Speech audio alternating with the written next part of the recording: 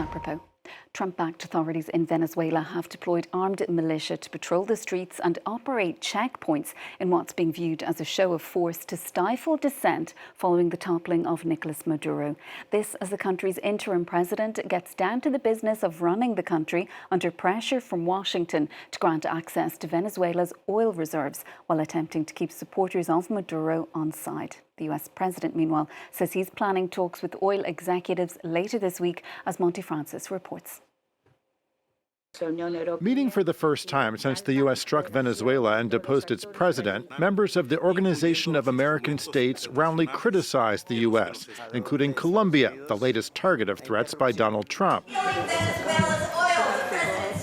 The conference had to adjourn when a protester interrupted, accusing the U.S. of an imperial oil grab in Venezuela. At an event in Washington, Donald Trump did little to abuse its critics of that notion, saying he was focused on the country's oil. I'm also meeting with oil companies. Let's go. You know what that's about. We've got a lot of oil to drill, which is going to bring down oil prices even further. Earlier, in an interview with NBC, Trump maintained that the U.S. would run Venezuela and that it was too early for elections there, saying we have to nurse the country back to health. He also said a team would oversee the next steps, including Secretary of State Marco Rubio, Secretary of Defense Pete Hegseth, White House advisor Stephen Miller, and Vice President J.D. Vance. Meanwhile, as former President Nicolas Maduro faces drug trafficking charges in New York, Venezuela's Attorney General said the former president deserved immunity from the charges as a head of state. This capture has been totally null and in violation of international law, in violation of the International Covenant on Civil and Political Rights, in violation of the Universal Declaration of Human Rights and the Constitution of the United States itself.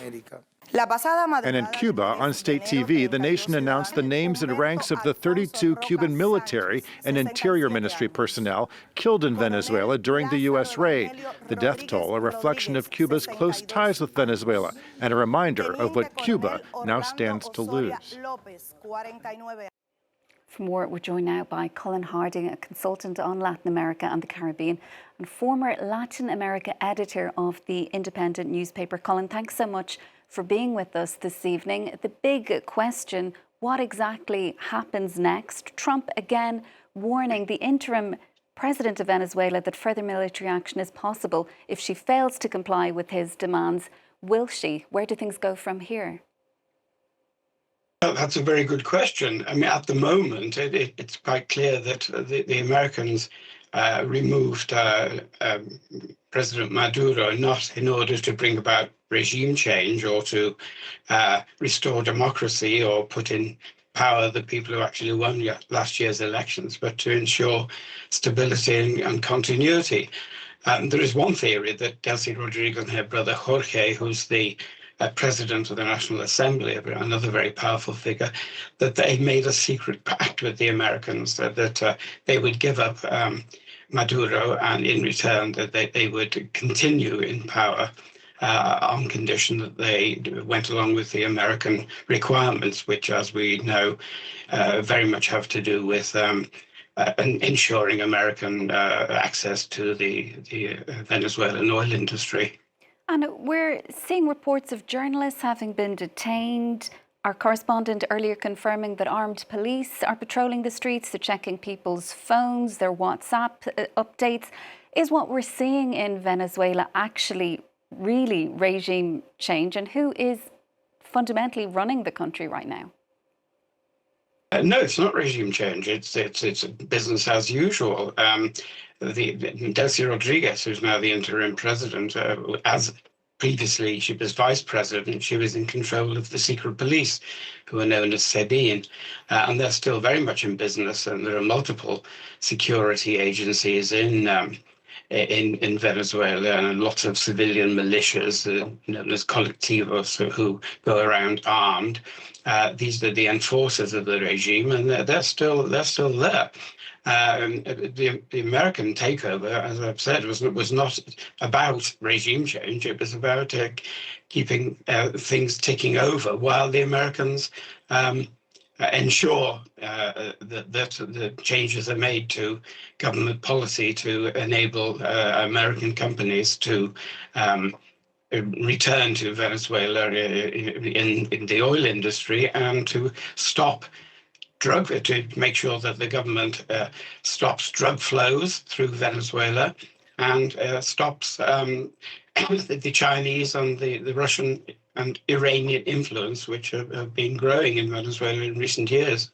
And Donald Trump earlier saying that he's going to be holding talks with major players in the oil industry later this week. What do you make of his claims that the US oil industry could be up and running, as he put it, within the space of a year and a half? And what does that tell us about what Trump what he might have in mind when it comes to his longer term plans for Venezuela?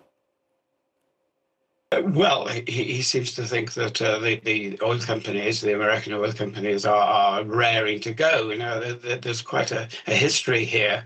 The oil industry in Venezuela was partially nationalized in 1976, and then again in the early years of this century.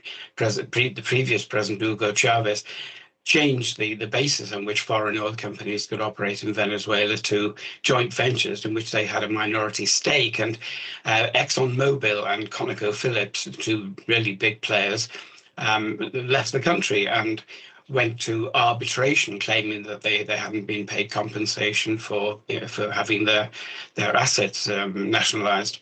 And those disputes are still going on. And I think in both the case of both Exxon and Conoco, they're being very cautious indeed, because before returning to Venezuela, they want to be given assurances about the legal framework, about security, about conditions. And of course, the world oil price at the moment is not favorable. So I think the President Trump's apparent belief that it's just a question of the oil companies sweeping into Venezuela and reviving the industry is being very optimistic. I don't think there's any assurance at the moment that that is going to happen anytime soon, and it would take years anyway if they did, because the industry under the control of the Venezuelan very run-down national oil company, PDVSA, is in a very poor state. And I've seen one figure of more than $100 billion would be needed even to restore oil production to the way it was about 10, 15 years ago. And Colin, also today we've been hearing from opposition leader Maria Corina Machado. She's vowing to return to Venezuela. She says she's supporting Donald Trump, but she's rejecting the rule of Maduro's deputy. Why do you think she's been sidelined? Some media outlets in the US suggesting it's because she accepted the Nobel Peace Prize. Well, that is possibly a factor. I think it's more that the Trump administration has, in a way, learned the lessons of previous interventions in countries like Iraq and Libya, where the head of state, the bad guy who was running the country, was removed, and the apparatus, the political and institutional apparatus supporting them, was dismantled, and the result of it was chaos and fragmentation. So they don't want that. They want continuity. They want people who can work with the powers that be in Venezuela, who are very much the military and the state bureaucracy. And Delcy Rodriguez and her brother are very much, they're very well installed. I mean, Delcy particularly has been oil minister, finance minister, foreign minister, head of the secret police. So she is well connected with all the power centers in Venezuela. And Maria Corina Machado is very popular in the country, but if she was allowed to take over, she would want to bring her own people in, and there might be resistance, there might be chaos. I think that's what the Americans are concerned about. They want a transition in which they remain very much in control. And speaking of the Americans, we've heard in the last few minutes, shortly before we came on air, actually, the White House issued a statement saying that acquiring Greenland was a priority, saying that Trump and his advisors are discussing options, including purchasing the territory. How concerned should Europe, should Denmark, should people in Greenland be about what Donald Trump is actually planning here? I think that they're very concerned indeed, and the Prime Minister of Denmark has said that if the Americans were forcibly to take over in Greenland, and it's hard to see anybody stopping them, this would be the end of NATO. This would be possibly the end of the European Union and certainly the world order that we've known it until now. So I think everybody, not just the Danes, is very concerned about what the Americans have in mind. And Stephen Miller, a very influential figure in the Trump administration, has said it's obvious that the Greenland should belong to the United States, and this is going to happen. Colin, we'll have to leave it there for now. We're out of time, but thanks so much for being with us on the programme. That's Colin Harding, a journalist and a consultant on Latin America and the Caribbean. Thanks so much. Well, that's